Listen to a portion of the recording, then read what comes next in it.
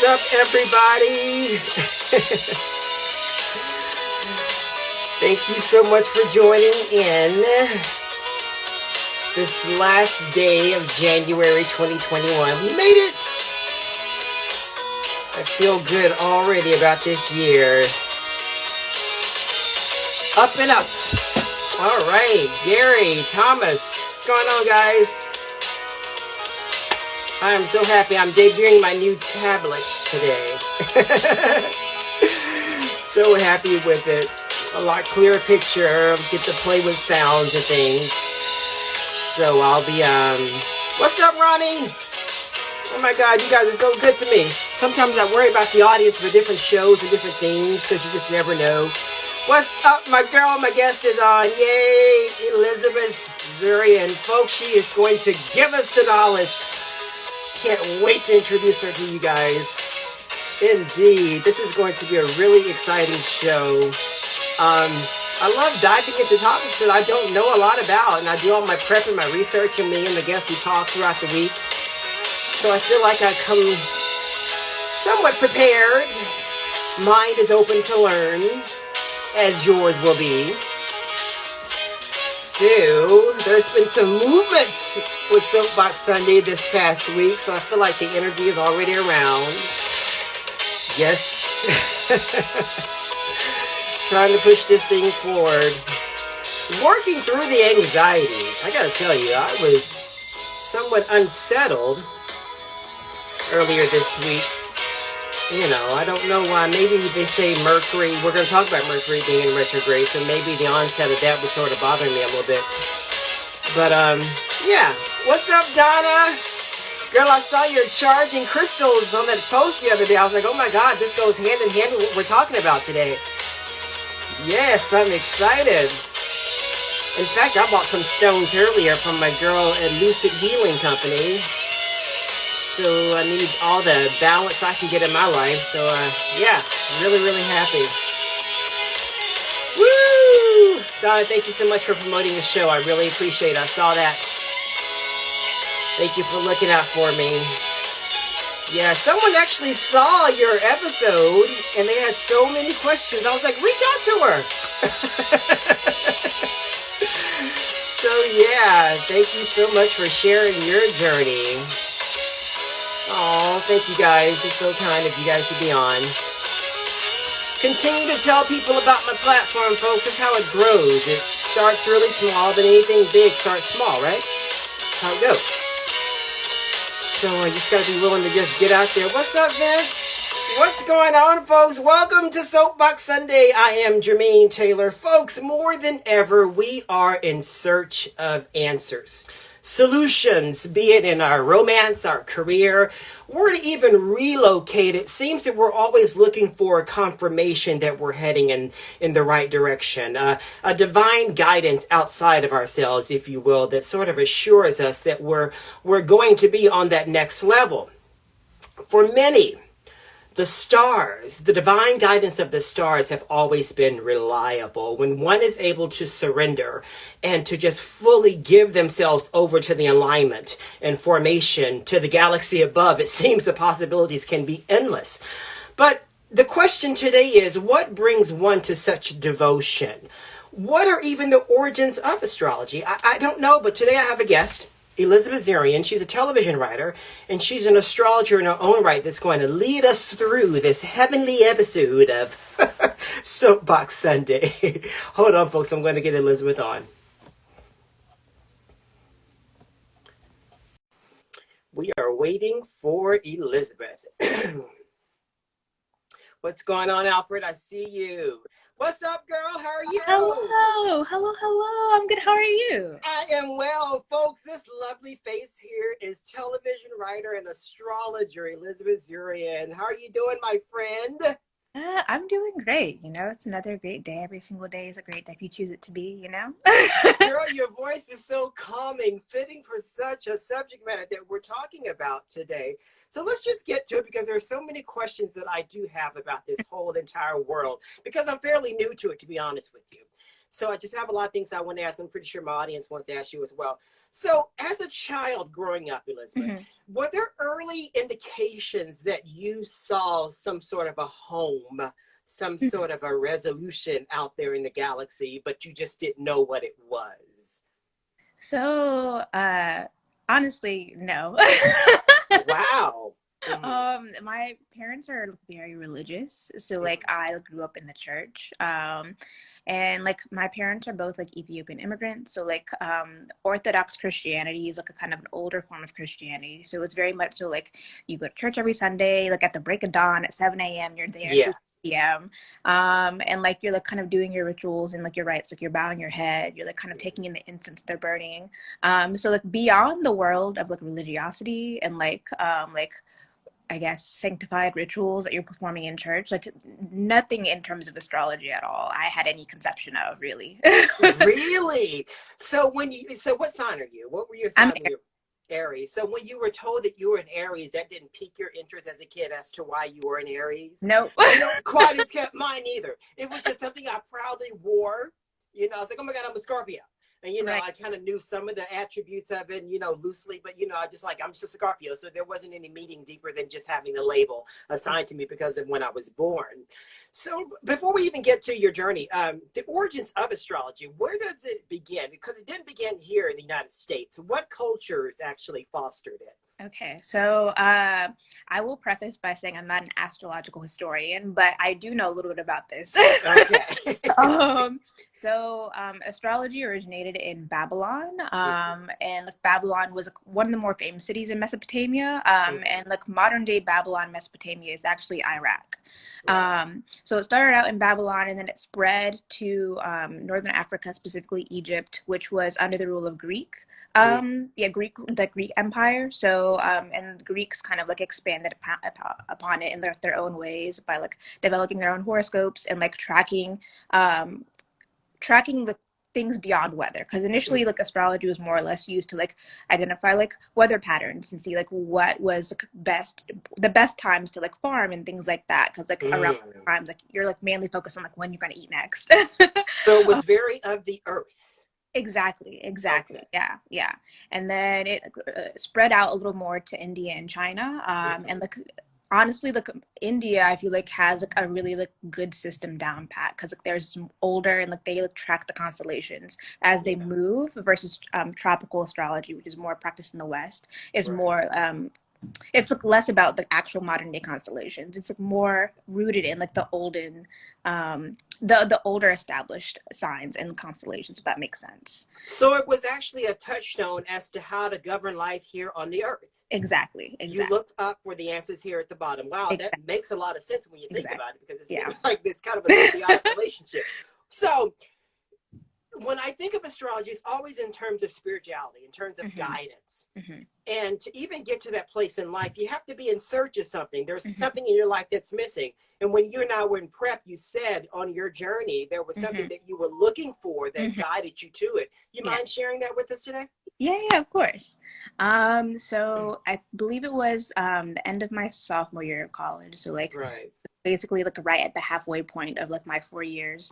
And like I definitely like started feeling lost, and like I didn't really know like if I was on the like, right path and the right track in my life. Mm-hmm. I'd entered into college as one major, and I was questioning like my place in that major. So it was just a Mm-hmm. lot of like things that were coming up for me that I was very unsure about. Um, Right.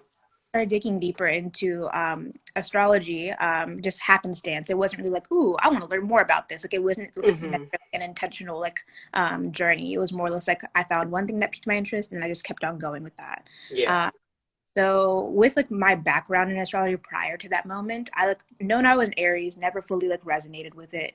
More or less because like the art people tend to stereotype signs like Mm-hmm. um I don't know, Geminis act like this, and then Taurus act like this, XYZ, XYZ.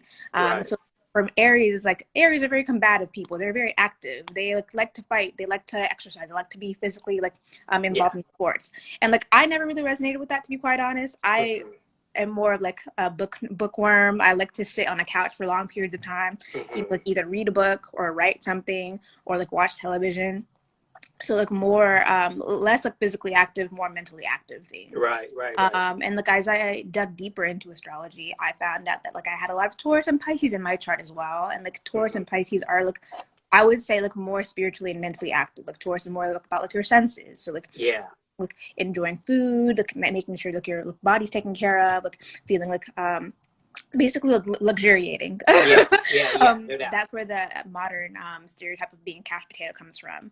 And then Pisces energy is more or less like passive, not very confrontational, doesn't Hmm. really like to involve themselves in like contentious environments and spaces. Like I'm not a person that like I'm I'm not a person that finds myself in spaces and in places that like I'm like heating up things, stirring the pot. I very much so enjoy my peace, Yeah. enjoy my books.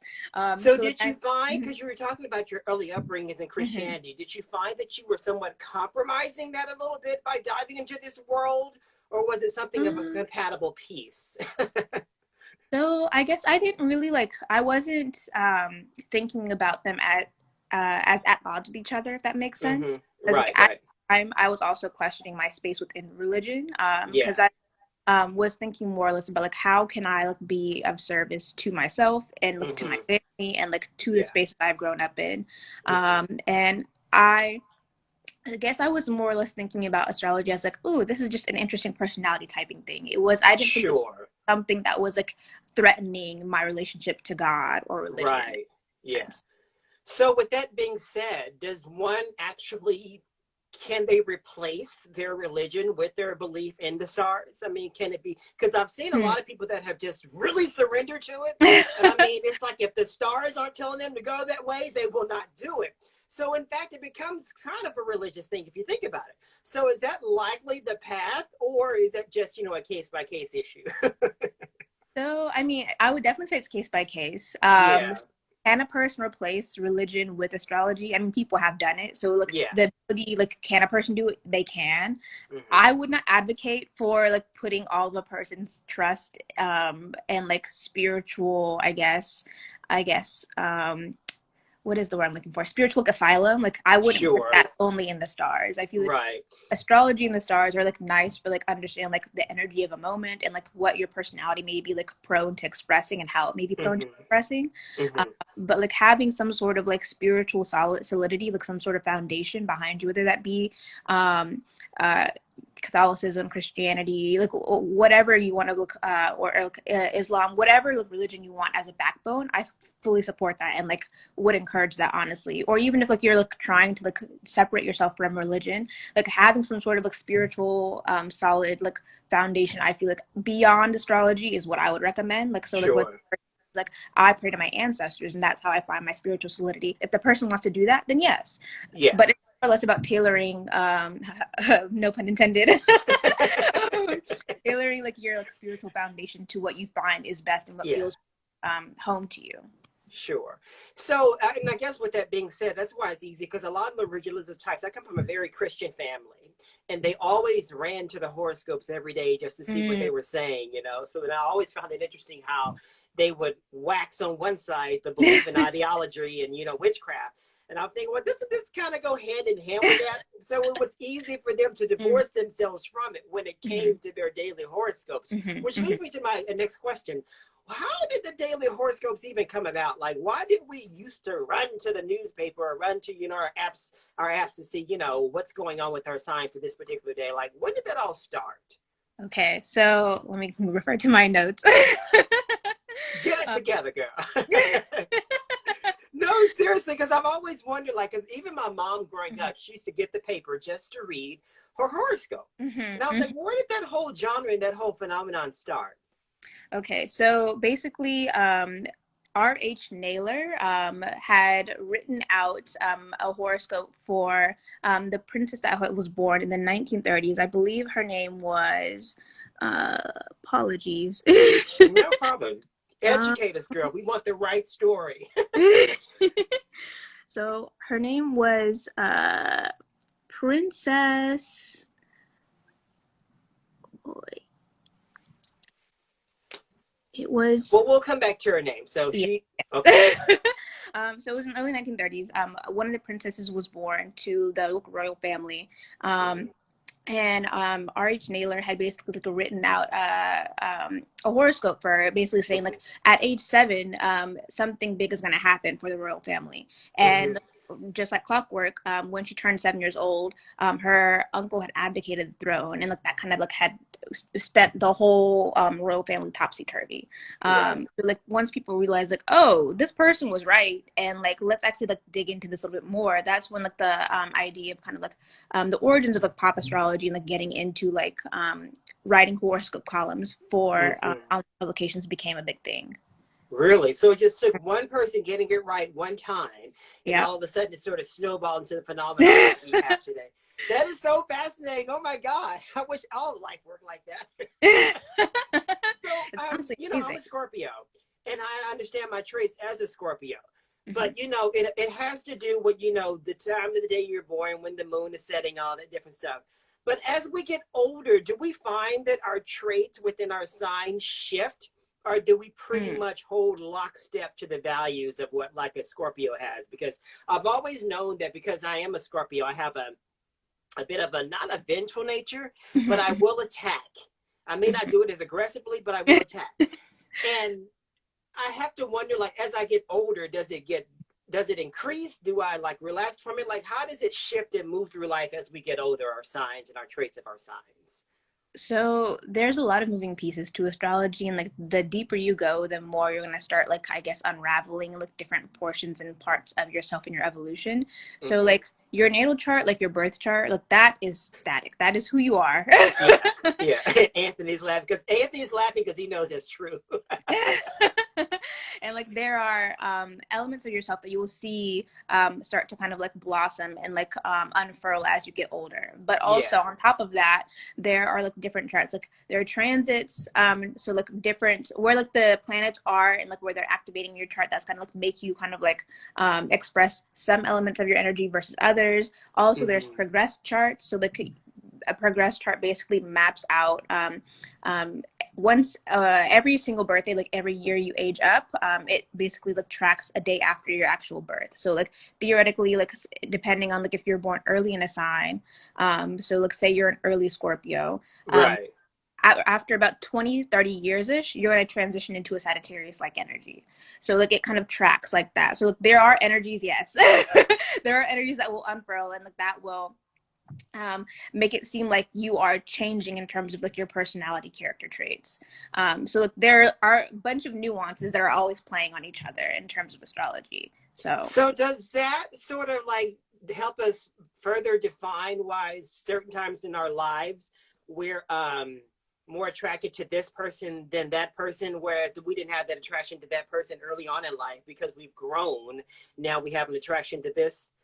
Wow, that is so interesting. So I guess there's hope because there are some people with other signs. I'm thinking because we don't have feel like we're not compatible. But as I get older, and if I do get older, maybe we will end up being compatible. That mm, is so fascinating. So you do your readings, you do charts. Donna just mentioned that you did her birth chart. Remember Donna Woods? She's on here. yes. Yay! So when you're doing readings Hmm. and the news isn't so good, Elizabeth, Mm. how do you wrap it in sugar? No, Okay. seriously, because Yeah. everything about, you're finding and you're diving into us and the answers we're seeking, it's not going to always be what we want to hear. And oftentimes we go to people like you to give us, just give it to us straight. Don't cut to the chase. But if it's not what we're hoping for, like what are the modes that you go through to like help them heal and surrender and understand that they'll move through it at the same time? Like, how do you break bad news? Is what I'm asking. So basically, it's like I kind of tailor it to the person who I'm speaking with. So like for example, like if a Mm-hmm. person I can sense is more receptive to like kind of blunt truth, then I Mm-hmm. will tell it to them straight. Be like, this isn't working. But for me, like I Right. am always try to relay information in a sort of way that like is like I can tell that a person's going to receive it. So like I have a Pisces Mercury, and basically Pisces can like mold themselves to their environment. So like Mm-hmm. it's case by case. So like if I can tell a person's going to be able to receive it like with like directness, I will do it that way. But if I can Right. tell a person's like in a sensitive time in their life, be like, all right, So like there is something coming. Let me know like how in detail you would like me to express it for you. Mm-hmm. Because I can lay it out to you in this way or that way. But overall, I always try and like underscore the fact that like, there's no valence. So like I Mm. try to like say like how do I say? I try to like basically express that like nothing is permanent for one. Like no Sure. matter how bad as something can get, it's Mm-hmm. not going to be like this static forever thing for one. And Right. also like it a lot of times things are only as bad as the energy you greet it with too. So like if something like Sure. impending is like some sort of impending doom is going on the horizon, I try my best to like basically prepare the person like, hey, there's something that's coming. If you're able to like understand like XYZ things that need to be in place for you before you deal with that. Try and get those things, like your ducks in a row before you engage with that.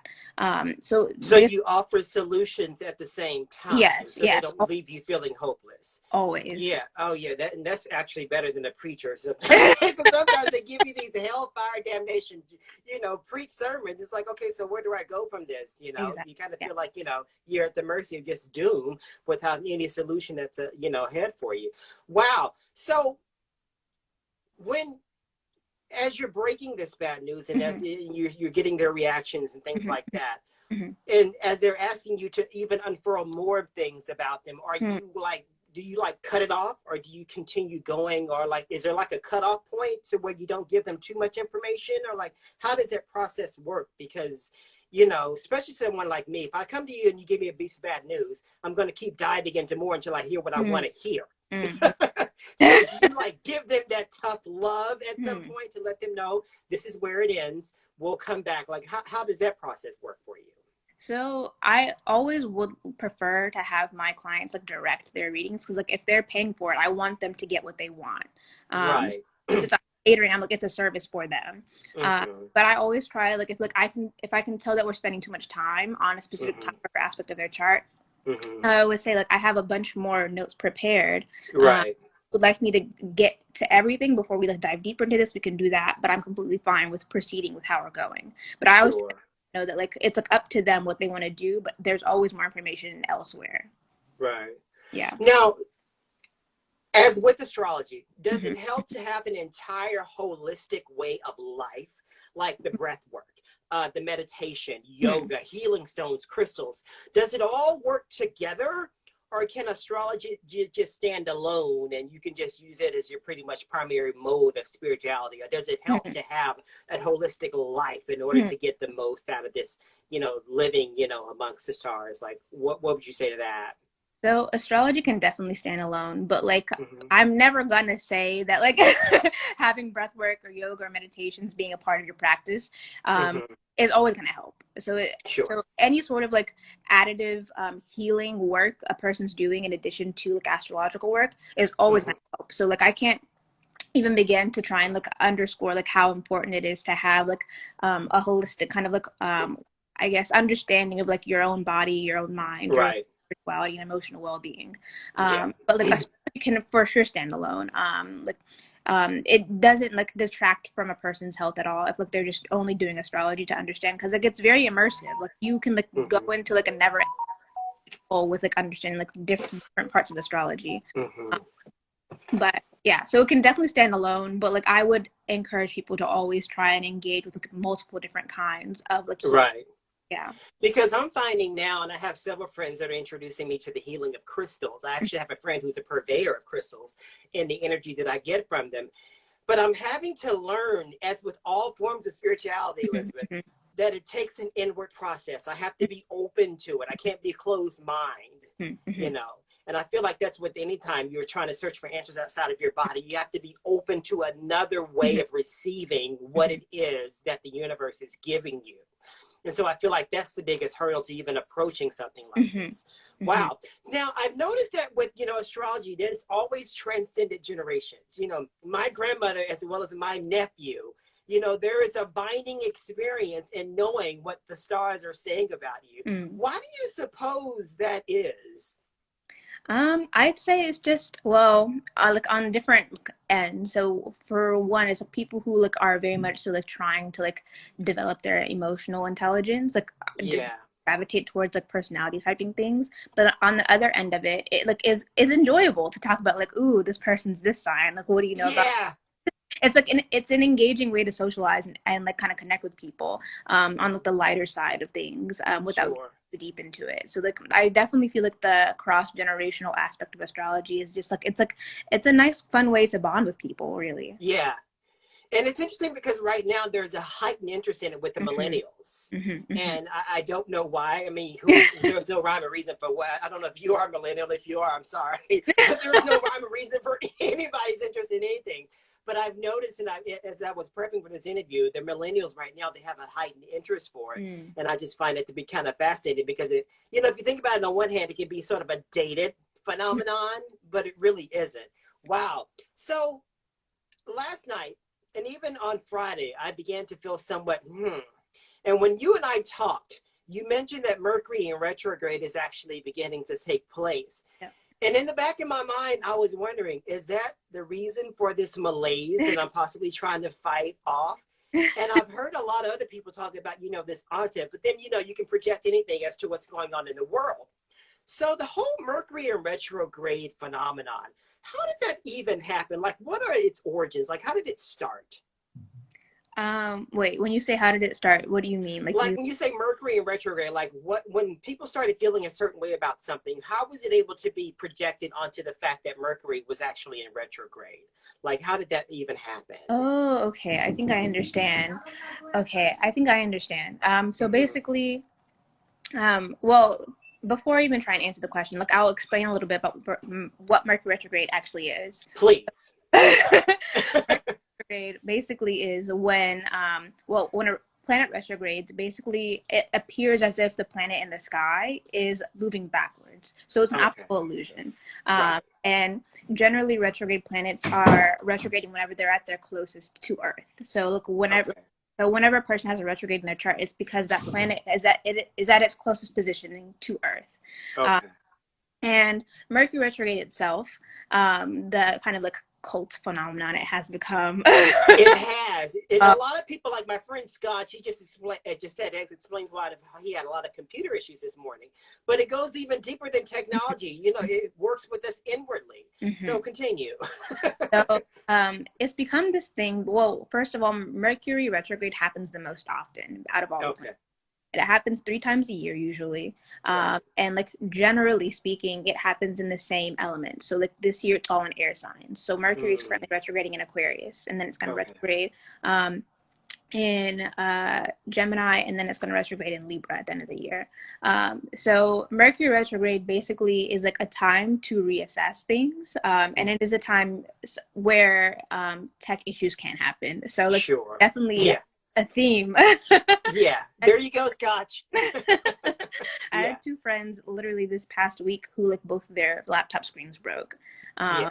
yeah, so uh, so you want to reassess things. So it's basically a time to like revisit old projects, to like kind Hmm. of like wrap up old conflicts, re-engage with miscommunications that may have happened. It Right. is a high time for miscommunications to be happening. Right. So like thinking about like how am I actually like conveying my thoughts? How am I conveying Right. myself? Thinking about like is this the most effective way for me to communicate this thought? Sure. Also thinking about well because it also relates to the sign itself. Aquarius Hmm. is like rules like revolutions. It rules groups and group settings. Also like Yeah. some people say it like rules over the internet as well, so thinking about Hmm. how like you are engaging with like your like internet groups, like thinking about how you're engaging with social media, about how Yeah. communicating your thoughts out into the world. And like I mean like the idea and topic of cancel culture has been a prominent thing over the past year, so thinking about Oh like boy. you know Yeah. thinking about like things can like manifest in like your like interpersonal communications as well as like how you view yourself.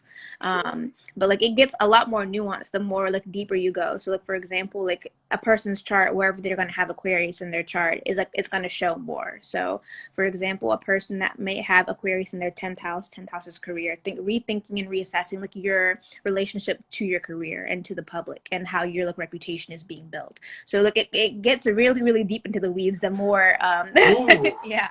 So if it happens to fall, Mercury retrograde happens to happen during the time that your sign is, Hmm. on the charts, Hmm. are the effects of it a lot more dire than it would be for someone else whose sign is a little bit later in the year? Like when you mentioned it's going to happen 3 times this year, the Hmm. third time it's going to happen, I'm going to be, it'll be my birthday time in Scorpio. So Hmm. can I expect right now the full effects of my life just going to shit because of then? Or like what are you telling me? I wouldn't have a doomsday mentality around Mercury retrograde. Like I Okay. promise you, like I feel like the way the culture at large has like hyped it up to be this big, huge, like ominous time period. Yeah. I feel like it has done more harm than good because like Right. really Mercury retrograde is just a time to be more cognizant about how you're engaging with your interpersonal communications as well as with your technology. Um, Sure. there's like a general thing that where people say like not to sign contracts during this time. Mm. So like thinking about like not basically it's like a time to like kind of finish out things that have not been finished yet. It's Sure. just generally not recommended to start new things during Mercury Right. retrograde. But overall, I mean, like I wouldn't engage with the idea and the thought bubble that like Mercury retrograde is like this huge like end of days kind of time period. Yeah, yeah. No, because I have anxieties as a person anyway. That's just germane. I go through life having anxieties. And when you gave me that nugget, because I wasn't even aware that we were on the onset of Mercury retrograde starting Hmm. yesterday, I was Hmm. thinking, oh my God, is this it? Because I was feeling all uneasy, thinking, okay, where is it coming from? And I know that I had some shifts in my career, even with this platform, I had some movement. But at the same time, I was meeting a little bit of anxiety more Mm, with it, thinking, okay, am I actually ready to do what I'm getting ready to do? mm. When any other time I'm like, oh my God, I am ready. So it was just really weird. So I guess I was just looking for a reason to understand why I was feeling what I was feeling. I had to Mm, assess blame some kind of way. mm. But it was just convenient. Now, your business of readings and doing charts. So like I Mhm, said, you did a chart for my friend Donna that's on here. Hey Donna, during COVID, like what are the challenges? I mean, are you mm. having to do them virtually like you and I right now? And what are the drawbacks of doing that? Because it feels like to be effective, you would need to feel that kinetic energy with the person being in the room, actually touching them, Mm, feeling mm, them, seeing their energy. mm, So, are you having to like find different ways of really connecting right now because we're mm. doing it all virtually? Or what is this process like right now because we're kind of separated? So yes, I'm definitely engaging with virtual readings. Mm-hmm. It's always preferred to do readings in person, Yeah. because like I would say I'm a pretty empathic individual, so I can like kind of like feel a person's like energy like shift or like Mm-hmm. and like how engaged a person is with what is being talked about, and like Mm-hmm. sometimes people like may not like verbalize whether they're confused about something, so I can like physically feel like this person's not asking questions in a And that's me because yeah. if it's not on my tongue, you'll see it on my face or you feel it in my body. And Exactly. I feel like if I was to have come to you, if we did it online, you would Hmm. miss that because I can pretty much mask it through this screen. So So yeah. I would say like I'm still fairly good at like detecting people's emotions because like I would say I'm pretty good at like nonverbal cues. So like I can read a Mm-hmm. person's face, I would say fairly well. Some of that Right. is like like you said, the kinetic energy. Some of that is missing with like the inability to be in person with the Mm-hmm. person I'm doing reading for. Mm-hmm. But I mean like there are pros and cons. So like I do enjoy the virtual readings where a person is basically like just like has their things prepared, because for the most part, I mean, I've seen like the primary differences with like virtual readings versus in-person readings is that the person seems to be more kind of like on their p's and q's with what they're Sure. asking and with their notes. um Right.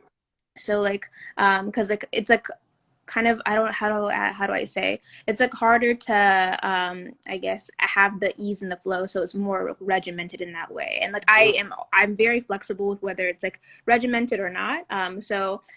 With the virtual readings, I like just have the person's chart up on the screen. Like the downside of that is they can't see my face while I'm reading them. Sure. So that's what I would say is the big one, because like while I'm sharing the screen, they can't really see me. But I mean, for the most part, I enjoy both because like I have clients who live overseas as well, and like Mm-hmm. prior to the pandemic, I was giving virtual readings, so it's like Sure. kind of just like um navigating, understanding like that person, how they engage with me, and like what the differences might be versus like with the differences between in person and virtual. Right. But yeah, I my first reading ever was a virtual reading because Oh, wow. yeah.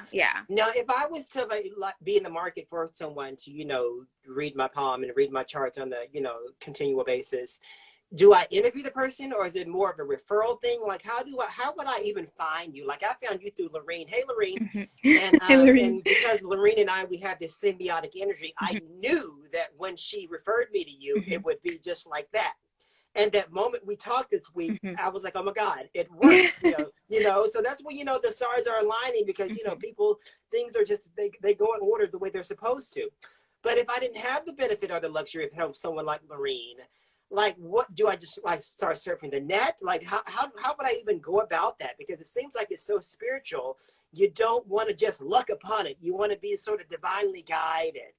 So how does one even begin to find someone to even read their charts?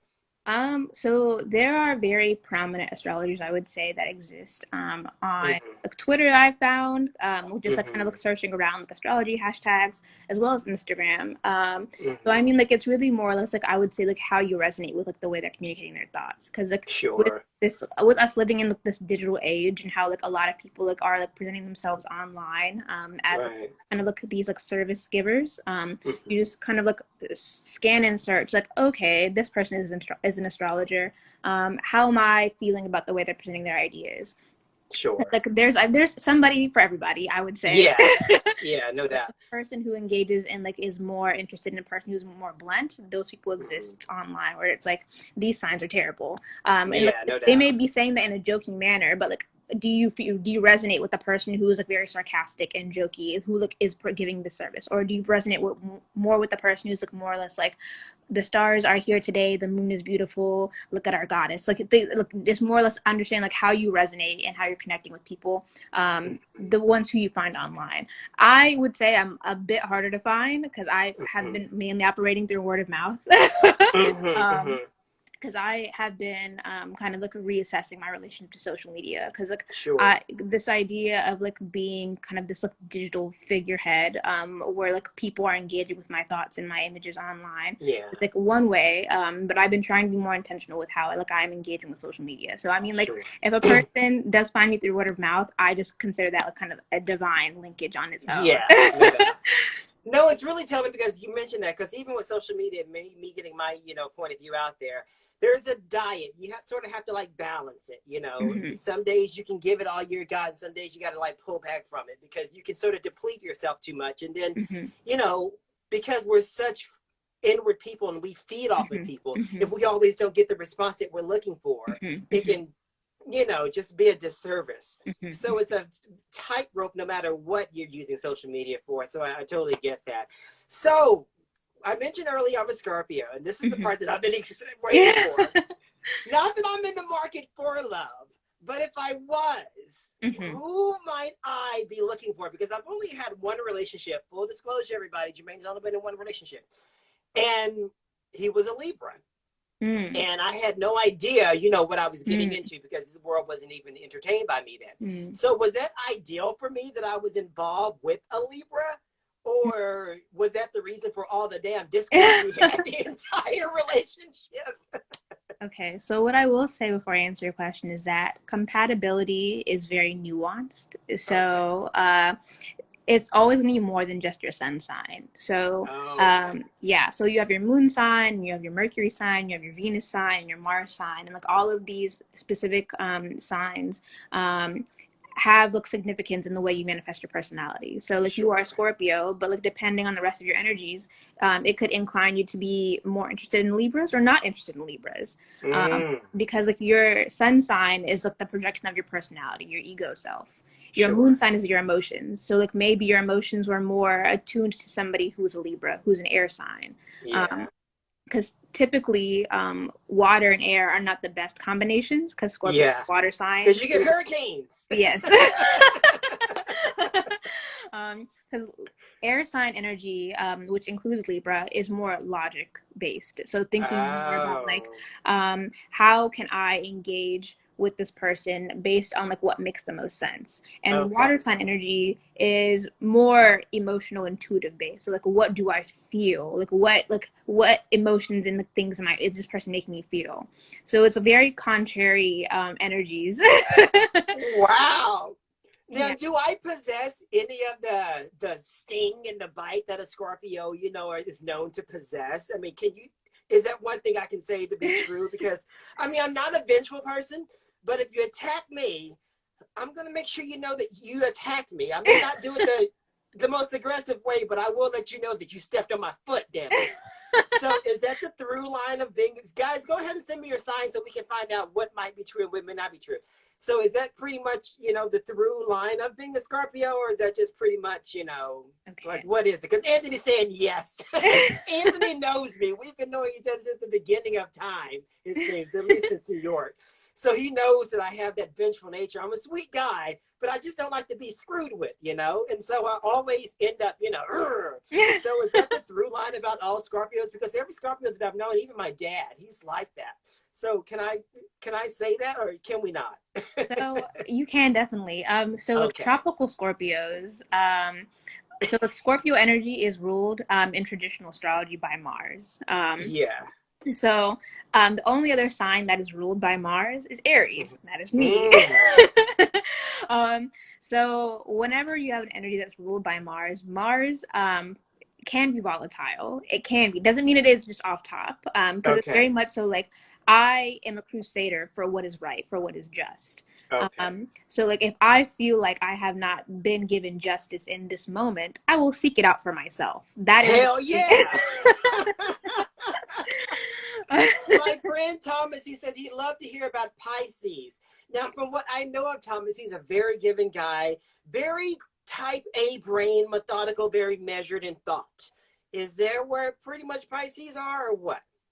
So Pisces energy is, how do I say? It's like the chameleon of the zodiac.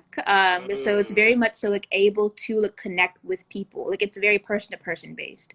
So like yeah. Pisces energy is like this amorphous sort of like kind of hard to pin down energy, where it's like if I'm with you right now and this person is very extroverted, depending on my mood, if I feel like matching them, I'm going to be extroverted with them. If I'm feeling more Yeah. introverted, this person's being extroverted, I'm just going to sit with myself and I'll just entertain whatever they've got going on. So it's very Wow. person based, but Pisces energy is very empathetic.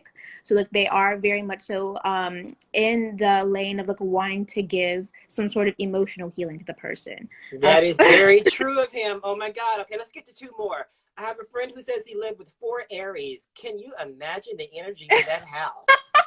Four Goodness, for Aries, Aries? yeah. Is it like just noisy 24/7? There, there's, I'm sure that space had a lot of hectic energy going on because there's only Yeah. one of me in my household, and like my parents feel my energy. They feel my Yeah. presence and they feel my absence. So if there are four of me, it'd be chaos. I can imagine. And so Leo, so I have my friend, I've been talking about Anthony a whole lot. Anthony Mhm, and Donna are brothers and sisters, and they're mhm. both Leos. So what are the through lines about Leos?